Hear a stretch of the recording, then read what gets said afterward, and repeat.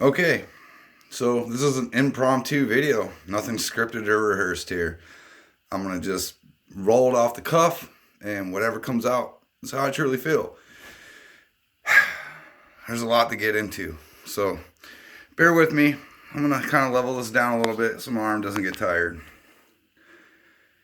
The Steven Crowder Daily Wire saga. Coming from the perspective of a viewer who appreciates both platforms, who's followed both for quite a while, who values both platforms. I can say for 100% my absolute favorite commenters between the two is Steven Crowder and Matt Walsh, who I follow religiously. Matt Walsh, I never missed a show ever. Um, with that said, this sucks. This sucks. Nothing good is going to come out of this. I feel that, and I hate to call you out, Steven would roll me in a fucking pretzel in a debate. I wouldn't even try. You're in the wrong, man. You're in the wrong. You were fracturing the movement. What you did was immature and childish and attention seeking. And you've caused a fracture between a group that should be. I don't. I want to choose my words carefully here. Um, and it's a serious topic, man. So I don't want to just nonchalantly say things out of emotion because there's no emotion here. I'm trying to think of this logically. What I feel you've done by exposing the Daily Wire, even though you didn't initially say who they were, I don't think you should have ever made this video. I think you did this in very poor taste and completely out of context. And I don't think that the Daily Wire should have responded back, although I do see why they wanted to cover their ass in the end, in case they didn't say anything and then you brought it up again, like, oh, it was a Daily Wire, and now they have to defend themselves. So they preemptively struck. You've put them in a position where they had no real choice other than to make an hour-long video addressing you, which I feel they did more and gratuitous towards you, Steven. How I feel you should have handled this is not have said a fucking word. You shouldn't have said shit.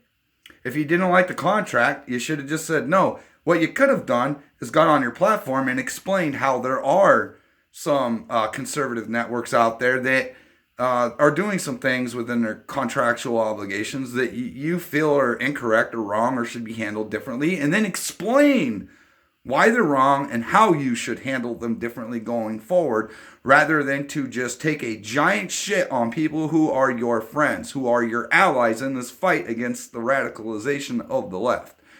You've single-handedly regressed our movement, fractured our stance, and separated the community. Because now what's going to happen is there's going to be people on your side against the Daily Wire and people on the Daily Wire side standing against you.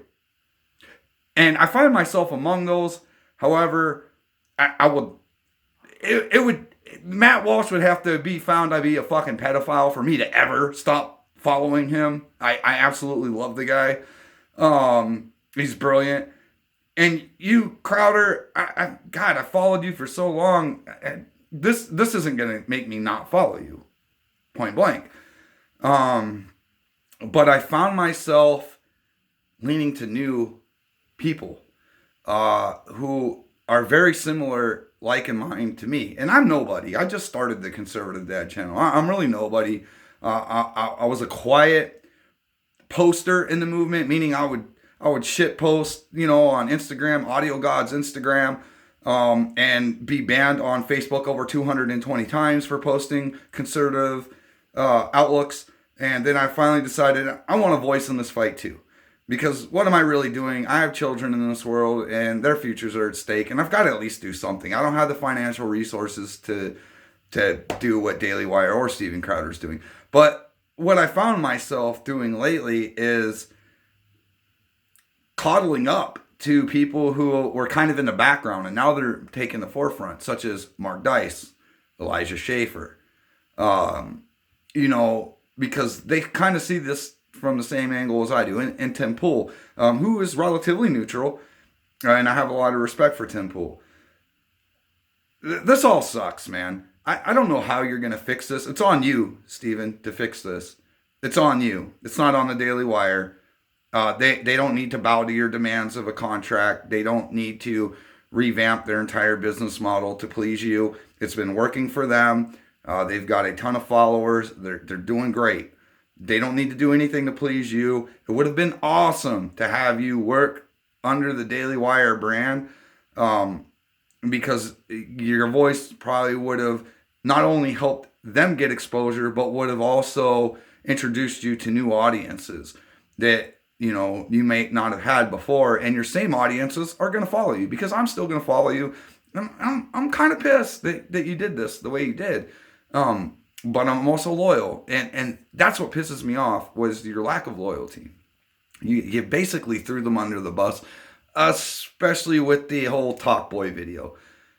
That was a step too far. You could have just said what you needed to say instead of kind of exposing yourself as a creep. You recorded a phone call between a friend of yours, and that has burned a lot of trust. Because it's almost like you're a spy.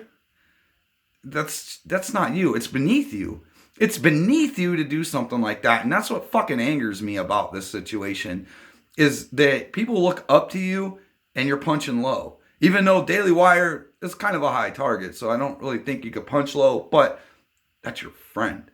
I'm taking the business equation out of it. Jeremy Boring was your friend. Do you know how many people would kill to have a fucking audience with Jeremy Boring and wouldn't record it? And the fact that he's comfortable to speak with you in an open manner, and you took that trust in him and slapped him in the fucking face with it, it's appalling. It's very sad. Here's what I think you need to do to fix this situation as fast as possible. You need to publicly apologize. You need to admit your wrongs. You need to admit your faults. You need to say, I stand by what I said, but here's what I did wrong. I shouldn't have thrown Daily Wire under the bus. These people are my friends, and I can only hope that they can forgive me. I had a moment of weakness. We're all imperfect. You've both done a lot for this movement that'll never go underappreciated. But you need to apologize. You should have never recorded Jeremy Boring. You should have never thrown Daily Wire under the bus. They did nothing but want to work with you, and because they couldn't meet your financial demands. And I know you're going to say it's not about finance. It's about punishing you for the left side. And I agree. Fuck YouTube. Fuck big tech. Fuck the censorship. I think it's retarded. I think it's criminal. I think it's communistic. I don't agree with it. But you also understand that Daily Wire is a business. They are not going to pour a fucking dump truck of money onto your lap and say, no responsibility. Have fun. You knew it. So by working with them, you have to understand, you're a very smart guy. I don't need to explain this to you. But yes, there are financial obligations that you're going to have to make. There's give and take between every contract. Even though that wasn't a contract, I can hear Candace Owen yelling after, it's not a contract, it's a term of service. Okay, whatever. And Candace Owen, man, calm down. You're a very brilliant, fierce woman, and I really admire you. But you're going too hard on Crowder for this, okay? You took that way too personal, and it almost got to the point where I felt it was all about you. And it's not about you, honey. You're doing great. Do your thing. Stay in your lane. You could say how you feel. I get it. But you have no right to shit on Crowder as hard as you did. He never once mentioned your name. Stop acting like it's about you. It's about the brand you work for. Don't take it personal. It's business. Anyway, I respect you. Please don't rip me to shit over this. Crowder, you need to apologize. And I say that with all love and respect to you. I hope this all can smooth out, because what the left is watching right now is how weak our movement is structured. If the two biggest components of our structure are fighting over terms of a contract and throwing each other under the bus. But to me, it's fucking disgusting. I hate seeing it. I feel like I'm watching my parents fight before the divorce, and I'm wondering who's going to end up with me. Well, I'm not going to make that choice, and for either of you to put any of us in that position to make a choice on who we listen to, who we follow, who we like, who we appreciate, who we respect is fucked up.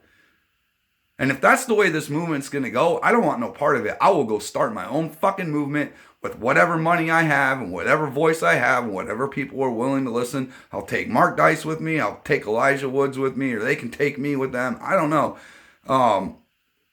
You guys need a moment of clarity. You need to sit down and be open with this and resolve it in public, not privately. Do not resolve this privately behind closed doors. This needs to be an open debate where we all see that you guys can work this out for yourselves, whether there's a deal on the table or not. We need to see you guys shake hands and walk away with friends with no animosity between each other. That's the best thing that you can do to save the movement and all the fucking hard work that all of you have put in for so long. Because me as an observer, I don't like this shit. I don't like it, and I'm not going to fucking sit around and watch it linger on anymore. I don't care for the fucking drama. We're not the left. Straighten your shit up, grow the fuck up, and do what you need to do for the people who are invested into you. And that's all I've got to say.